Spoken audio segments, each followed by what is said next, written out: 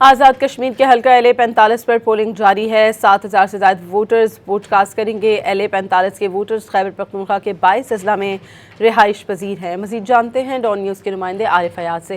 جی عارف۔ جی بالکل، آزاد کشمیر کے دوسرے مرحلے کے انتخابات میں حلقہ LA-45 کے لیے جو الیکشن ہونے جا رہے ہیں تو اس کے تمام تر تیاریاں مکمل کر دی گئی ہیں۔ یہ جو حلقہ LA-45 ہے تو اس کے زیادہ تر جو ووٹرز ہیں تو وہ خیبر پختونخوا کے مختلف اضلاع میں وہ رہائش پذیر ہے اور ان کے لیے انہی علاقوں میں پولنگ اسٹیشن قائم کیے گئے ہیں۔ یہ خیبر پختونخوا کے 22 اضلاع میں ہیں۔ پشاور، مردان، صوابی، چارسدہ، ٹانک، سوات ان علاقوں میں رہائش پذیر ہیں اور ان کے لیے مجموعی طور پر 41 پولنگ اسٹیشن قائم کیے گئے ہیں۔ حلقہ LA-45 کے 7,655 ووٹرز آج اپنا حق رائے دہی استعمال کریں گے۔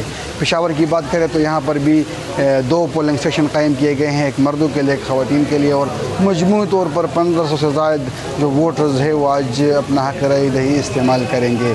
یہ بات کریں اس حلقے کی تو تقریباً 7 امیدوار اس حلقے کے لیے مقابلے میں ہیں، جس میں پاکستان پیپلز پارٹی کے عبدالماجد ہیں اور اس طرح جو جماعت اسلامی ہیں تو ان کے عبدالحمید بٹی ہیں اور 3 آزاد امیدوار بھی اس انتخابی دنگل میں حصہ لے رہے ہیں۔ جی